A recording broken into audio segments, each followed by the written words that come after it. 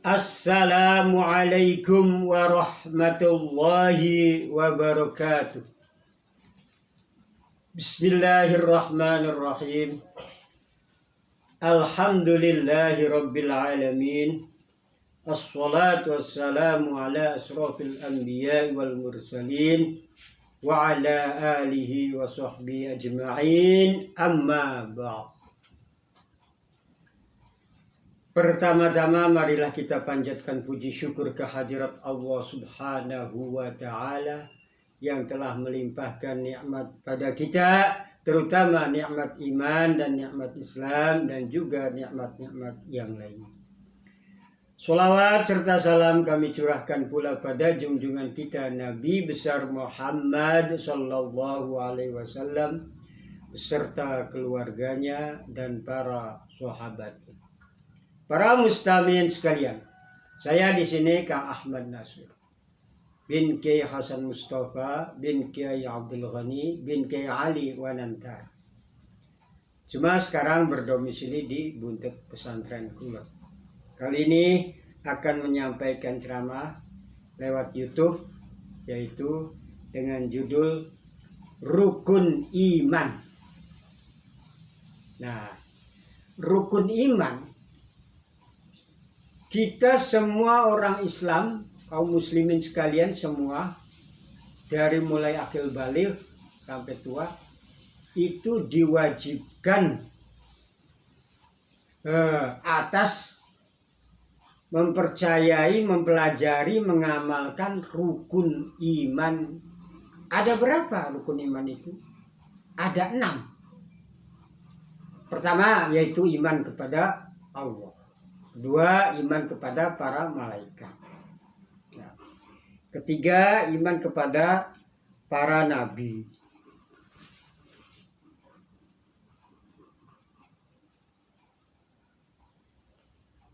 Iman kepada Allah, iman kepada malaikat, iman kepada Rasul, iman kepada kitab, iman ke hari kiamat, iman pada takdir. Itu ada 6 itu semuanya harus kita hafal, harus kita imani, harus kita pelajari, harus kita amalkan. Nah, satu persatu akan saya sampaikan kalau bisa ya. Nanti ya kalau nggak cover waktunya ya seksi pertama, seksi kedua. Jadi seksi pertama itu iman kepada Allah. Iman kepada Allah. Dari mulai akil balik kita semua diharuskan, diwajibkan mengimani, mempercayai adanya Allah. Bagaimana sih caranya? Nah, disinilah yang perlu kita perhatikan, cara mengimani, mempercayai adanya Allah.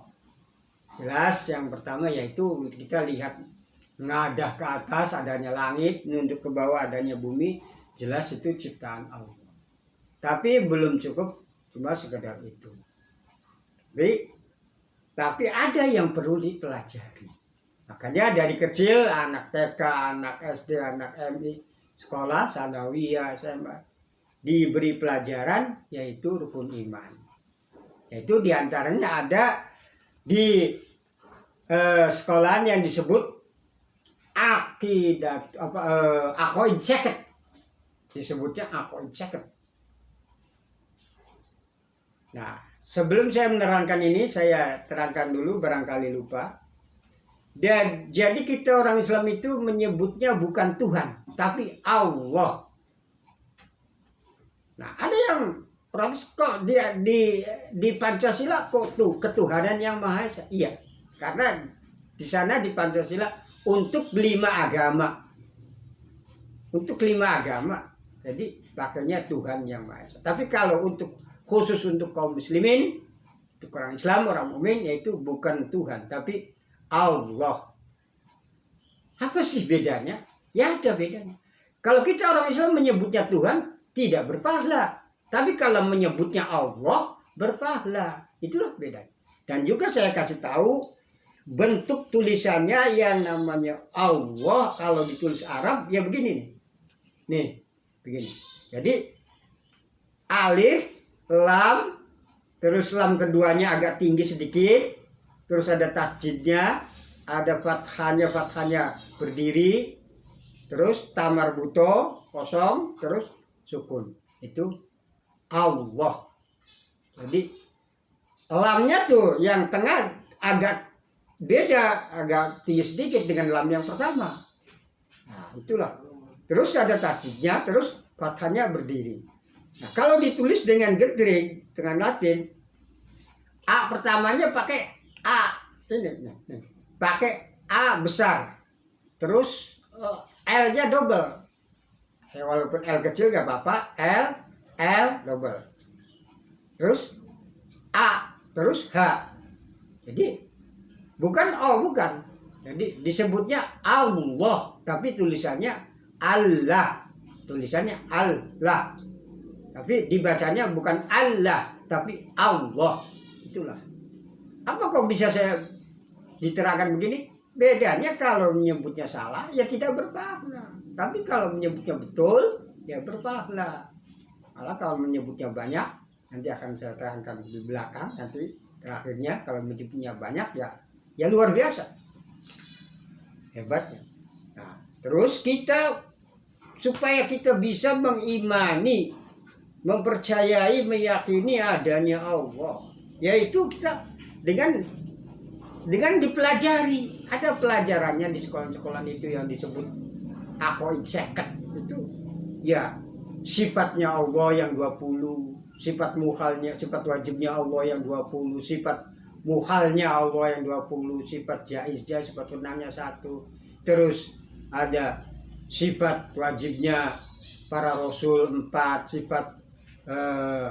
sifat mukhalnya para rasul 4, sifat jaiznya para rasul 1. Jadi jumlahnya aqaid seket. Itu perlu dipelajari, dihafali. Nah, nanti kesananya bisa diartikan, bisa dihafal dulu. Terus ada lagi yang caranya menghafal Asmaul Husna. Apa sih Asmaul Husna? Asmaul Husna adalah nama-nama Allah. Jumlahnya berapa? 99. Jadi dihafal, ada di situ. Ada pelajarannya, ada tulisannya, ada di toko-toko kitab yang menulis itu Asmaul Husna. Ada yang biasa menghafal dan di situ ada artinya. Ada artinya dan ditambah jalla jalaluhu. Terus terakhirnya laisa kamitslihi syai'un wa huwas samiul. Di situ ada, dipelajari itu. Dipelajari dengan ibadah-ibadah yang lain. Itu tanda kita membuktikan percaya yakin adanya Allah, yaitu dengan melalui ibadah-ibadah ya sholat, ya puasa, ya apa saja yang diatur oleh Rasul. Nah, disitulah kita mengimani adanya Allah dan wajib. Semua harus, makanya itulah cara untuk meyakinkan, menghafal Asmaul Husna, menghafal sifat 20. Nah, ini biasanya yang dipelajari oleh TK, SD, terus MI, madrasah Sanawiyah, Aliyah, itu dipelajari oleh anak-anak sekolah. Aqaid seket, terus Asmaul Husna, itu pelajaran sekolah. Nah, muncul pertanyaan, kita yang sudah lewat, sudah tua, untuk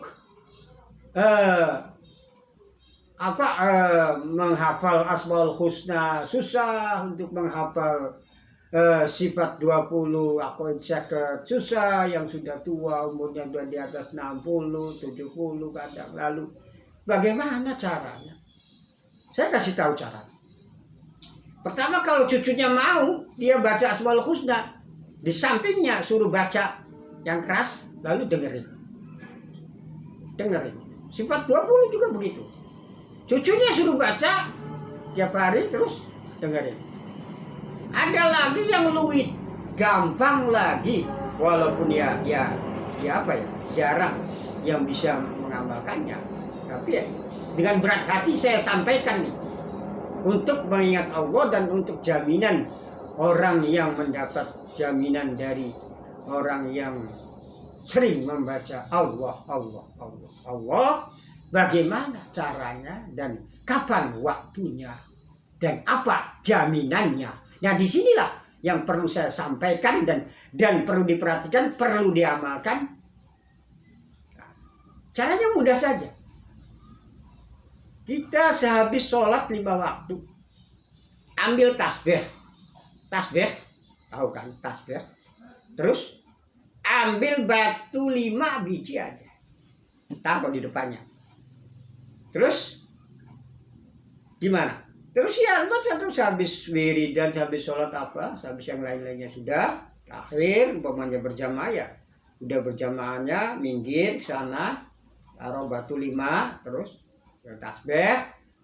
tasbih isinya 100 gini, 100 gini, 100 gini, 100 gini, ini 100 gini, terus ini 1000 kan, 1 ya. Nah itu ya bunyinya apa? Ya Allah, Allah, Allah, Allah, Allah, Allah, Allah. Ya kedengaran telinga sendiri aja. Gak usah keras-keras, gak usah. Yang penting jangan Allah-Allahnya diem. Ya itu sih, bukan lain lagi itu sih. Tapi ini sih yang saya sampaikan, itu yang saya anjurkan, berbunyi, bersuara pada kedengaran telinganya sendiri. Seberapa kurang? Ya segitu aja. Allah, Allah, Allah, Allah. Allah, Allah, Allah, Allah, Allah, Allah. Sampai 5.000 habis. Muncul pertanyaan, apa sih jaminannya? Apa sih faedahnya? Apa sih? Nah, kita kehidupannya itu bagi yang mau membaca Allah, Allah, Allah, Allah sampai 5.000 setiap waktu.